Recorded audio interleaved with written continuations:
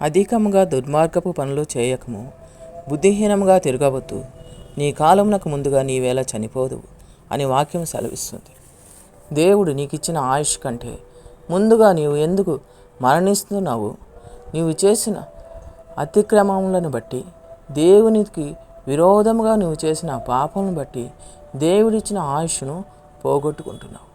నీవు పుట్టింది దేనికి? సినిమా కోసం వెళ్ళి త్రొక్కిసలాట్లో మరణించడానికా? కుక్క చావు అంటే ఇదే. కుక్కలు కూడా త్రొక్కిసలాట్లో చావట్లేదు, కానీ మనుషులు త్రొక్కిసలాట్లో చస్తున్నారు. బుద్ధి జ్ఞానం లేని పశువులు కూడా ఆ విధంగా చావట్లేదు. ఒక నిమిషం కూర్చొని ఆలోచించండి.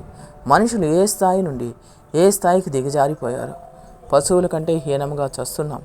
తల్లిదండ్రులు బిడ్డలను కష్టపడి పెంచి పెద్ద చేసి పెద్ద చదువులు చదివిస్తే చదువుకున్న పిల్లలు షికారులకు వెళ్ళి కాలువలో ఈతకెళ్ళి కొట్టుకొని పోయి చనిపోవడం, సెల్ఫీలు దిగుతూ జారిపడి చనిపోవడం.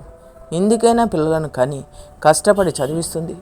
వాళ్ళు బాగా చదువుకొని మంచి ఉద్యోగాలు చేస్తూ కుటుంబాలను, తల్లిని తండ్రిని ఆదుకుంటారని తల్లి తండ్రి ఎదురు చూస్తూ ఉంటే శవాలుగా ఇంటికి తిరిగి వస్తున్నారు. ఆ తల్లిదండ్రులు ఏం చేయాలి? దీనికన్నా అటువంటి పిల్లలు పుట్టకుండా ఉండడమే మంచిది. ఇంత చదువులు చదివిన బుద్ధి జ్ఞానంతో నీవు సాధిస్తుంది ఏమిటంటే అల్పమైన చావు చస్తున్నావు.